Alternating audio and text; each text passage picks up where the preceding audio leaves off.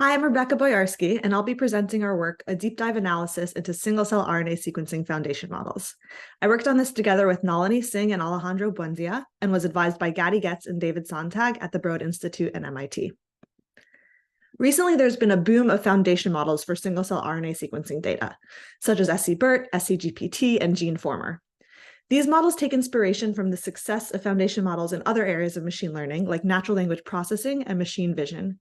And the big idea is that they train transformers to learn rich gene and cell embeddings using vast amounts of unlabeled single-cell RNA-seq data, and then fine-tune the models to excel at downstream tasks of interest. These models have the potential to help us discover rare cell types, learn gene regulatory networks through the transformer's learned attention weights, overcome issues like batch effects, and excel at downstream supervised tasks like cell type annotation and perturbation response prediction, even when limited training data is available. In the work I'll present here, we probe the capabilities of these models to deliver on some of these promises. Before I jump into our analysis, I want to give a quick high-level overview of how transformer models are being used to model single-cell gene expression data. So each cell is represented in the model as a collection of genes. Shown here, each box represents a gene, and there are two pieces of information that the model needs to know about each gene. First, which gene is it, represented in green, and called gene identity embeddings throughout this talk. And second, how highly expressed is that gene, represented in blue. And the expression of each gene is binned as a pre-processing step. These gene inputs are fed into transformer layers, which are the major building block of recent large language models. The transformer layers apply attention in order to learn contextualized gene embeddings, in which each gene's representation is influenced by its cellular context, where context refers to the expression of all the other genes in that same cell. So how are these transformer layers trained? The details vary between methods, but some sort of masked pre-training is employed. During pre-training, the expression of some portion of genes is masked, meaning hidden from the model, and the model's trained to use the context of all the other observed genes in order to predict the expression of the masked genes. In theory, this should force the model to develop a good understanding of gene-gene relationships in order to be able to excel at this task. And the weights learned during pre-training should provide a good initialization of the model for all the downstream tasks we might be interested in. Each cell can then be represented either by aggregating the contextualized gene embeddings or through training an additional CLS token. Pre-training is often followed by fine-tuning, in which a small amount of labeled data is used to further train the model to excel at a particular downstream task of interest. This is shown here, where the learned contextualized gene embeddings are used as input to a smaller neural network, which is trained to predict some cell-level label, such as cell type or response to perturbation. The full network, including the transformer, can be back-propagated through during this learning, updating all weights in order to improve at the particular task of interest. Pre-training and fine-tuning allow us to leverage massive amounts of unlabeled data to help improve performance on downstream tasks, but these models come at a cost. In particular, taking scGPT as an example and comparing it to a simple model like logistic regression for the fine-tuning task of cell type annotation based on 3,000 input genes, we see that scGPT has over 51 million trainable parameters, while logistic regression has just 3,001. scGPT required training on a GPU, which can be a barrier to entry for many researchers. And for the particular dataset profiled here, training took over 300 times longer and took 17 gigabytes of GPU memory. And this is just for an input of 3,000 genes, but it would be reasonable to want to use all 20,000 protein coding genes in your model, in which case these numbers would all significantly increase. Furthermore, this slide describes fine-tuning, but pre-training is even more expensive in all of these regards.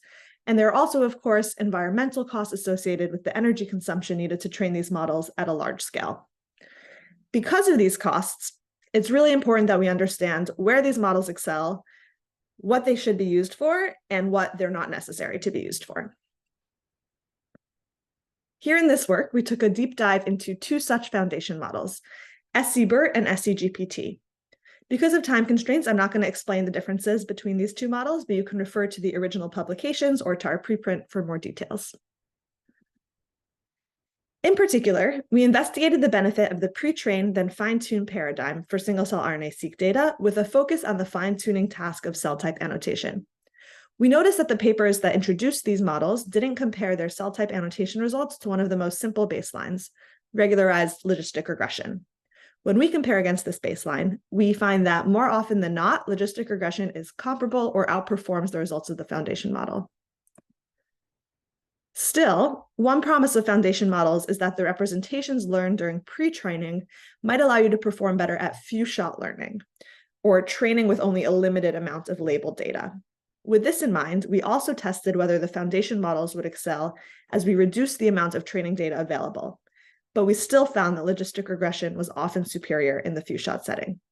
Let's take a look at these results.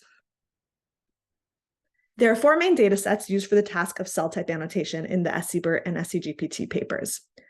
SCBERT reported results for a 68,000 cell PBMC dataset, blood cells. SCGPT reported results on 3 different datasets: multiple sclerosis, which contains neuronal cell types from healthy donors and patients with MS, a human pancreas dataset, and a dataset of tumor-infiltrating myeloid cells from 9 different tumors. The size of the train and test sets for each dataset are shown here on the plot. And it's worth noting that the multiple sclerosis dataset is split in such a way that it represents a case of dataset shift, where the test distribution is significantly different than the training distribution, because all the healthy donors were put into the train set and the MS patients were put in the test set. So this represents a particularly challenging case for doing prediction. Okay, here we have our first set of results. SCBERT compared to logistic regression for cell type annotation in the PBMC data. It's hard to see, but there are multiple dots on the plot for each model, representing runs over different random seeds. So models trained from scratch or fine-tuned from scratch with different random seed settings. We report the macro F1 score, which is the harmonic mean of precision and recall, and which is a good metric for classification when you have unbalanced classes, which is the case in all of the data sets here. As you can see in the plot, and perhaps more clearly in the table, logistic regression outperformed SCBERT for annotating blood cell types. Next, we ran a logistic regression baseline for all the data sets evaluated in the SCGPT paper. Starting with the multiple sclerosis data, we found that SCGPT did in fact outperform the logistic regression baseline. One possible explanation for this is that the multiple sclerosis data is the data set that suffers from distribution shift.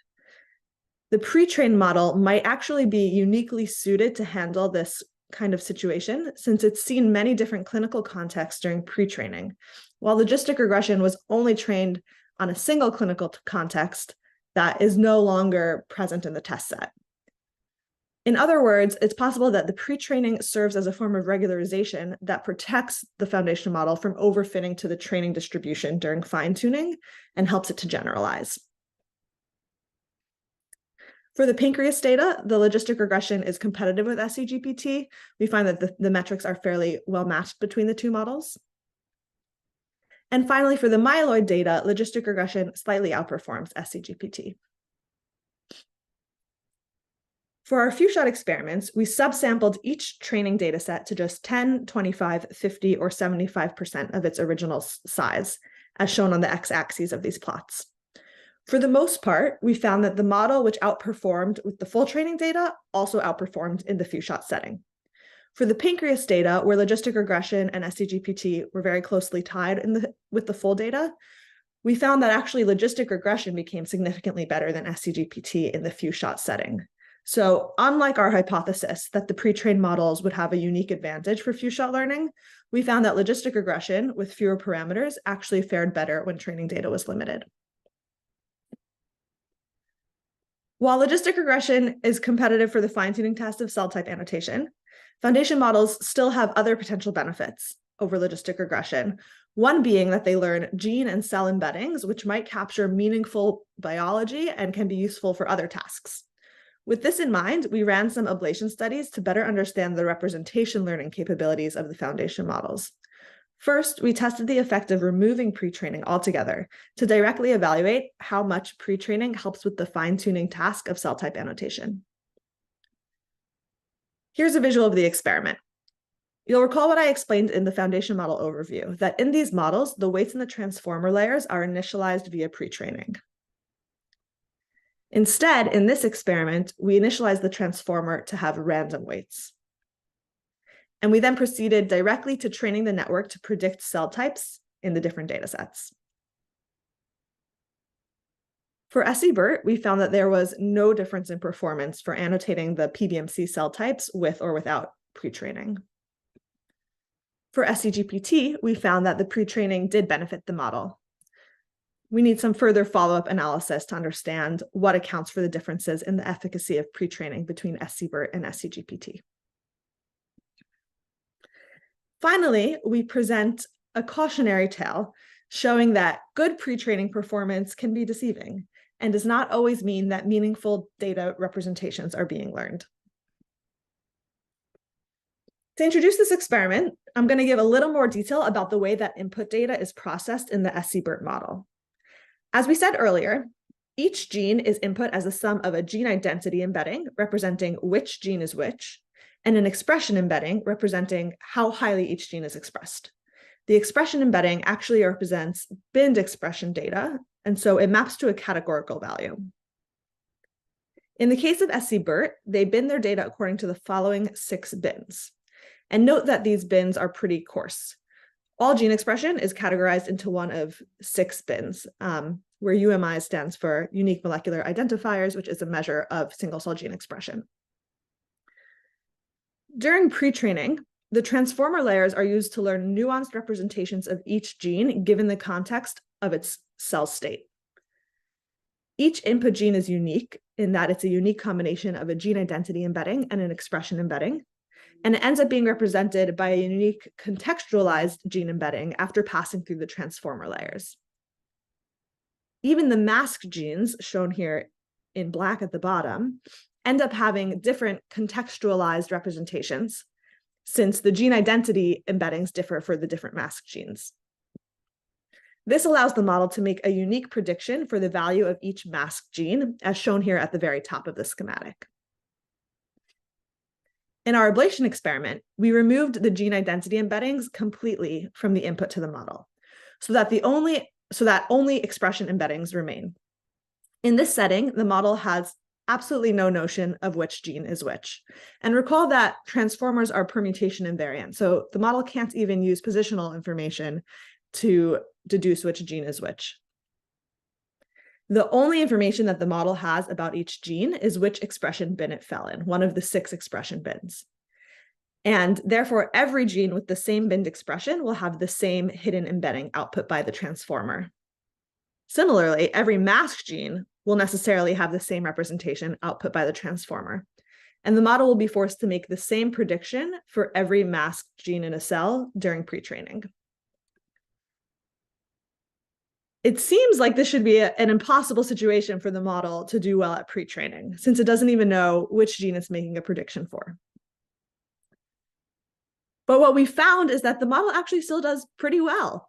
While the regular SE-BERT model achieves 78% accuracy on the masking task, this severely limited model still achieves 72% accuracy.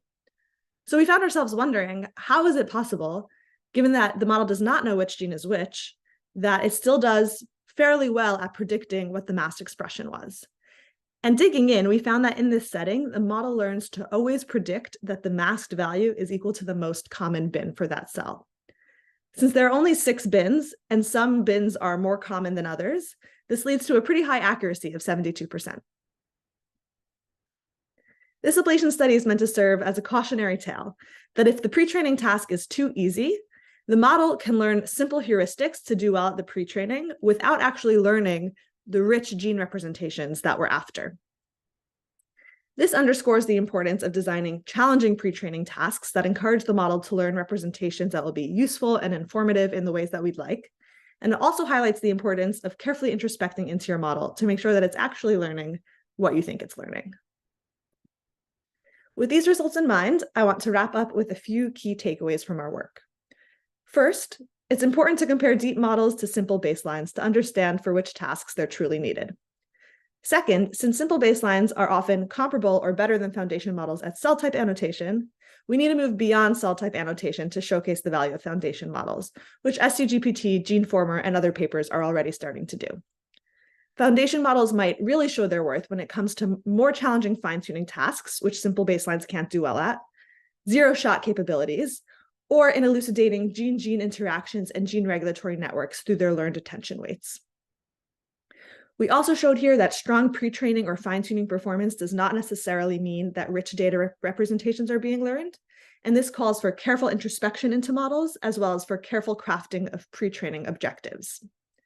Finally, we didn't show these results here, but in our preprint, we show how hyperparameter settings and random seeds can have a really big effect on model performance, and therefore detailed and transparent reporting of all of these settings is critical in order for the community to be able to reproduce and build off of each other's work. Finally, I'd like to thank the following funding sources and people who helped shape this work through feedback and discussion. All of our analysis code is available on GitHub, and we hope you'll check it out.